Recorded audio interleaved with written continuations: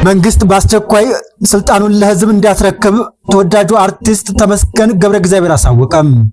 አዲስ አበባ ታዋቂው የሙዚቃ አርቲስት ተመስገን ገብረ እግዚአብሔር ወይም ተሙ በሀገሪቱ ወቅታዊ ሁኔታ ላይ ያለውን ጥልቅ ስጋትና አስተያየት በማህበራዊ ሚዲያ በለቀቀው ተንቀሳቃሽ ምስል ይፋ አድርጓል። ድምፃዊ በንግግሩ አሁን ያለው መንግስት አመራር መንገድ እጅግ አሳሳቢ መሆኑን በመጥቀስ አስተዳደሩ ኃላፊነቱን እንዲያስረክብ ጠንከር ያለ ጥሪ አቅርቧል። አርቲስቱ በሀገሪቱ እየታየ ያለውን ማህበራዊና ፖለቲካዊ ቀውስ ከግል ጥቅምና ከፖለቲካ ፍላጎት በላይ የሆነ የሰብአዊነት ጉዳይ መሆኑን ገልጿል። አሁን ያለው የአስተዳደር ዘይቤ የአንድን ወገን ፍላጎት ብቻ የሚያስቀድም መሆኑን የጠቀሰው ድምፃዊው ራሱም የዚህ ሂደት ተጠያቂ እንደነበር አስታውሷል።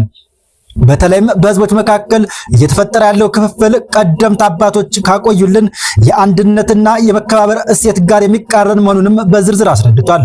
በተጨማሪም በህዝብ ስም የሚደረጉ ፖለቲካ ንግግሮች ትክክለኛውን የህዝብ ፍላጎት የማይወክሉ መሆናቸውን በመግለጽ አመራሩ በሰላማዊ መንገድ ከስልጣን እንዲወርድ አሳስቧል። አርቲስቱ በበኩሉም እባክህ ከኢትዮጵያ ናት ላይ ውረድ ሲል የተናገረው አርቲስት ተመስገን በማህበራዊ ሚዲያ ተጠቃሚዎች ዘንድ ከፍተኛ ትኩረት ያገኘ ሲሆን በሀገሪቱ ታዋቂ ግለሰቦች መካከል እየታየ ያለው የአቋም መግለጫም ይበልጥ እንዲጎላ አድርጎታል።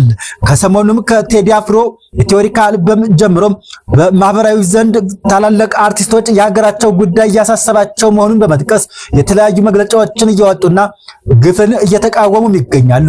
ይህም ሊበረታታ የሚገባው ተግባርና አመፀኞችንም የሚያስደነግጥ መሆኑንም ይታወቃል።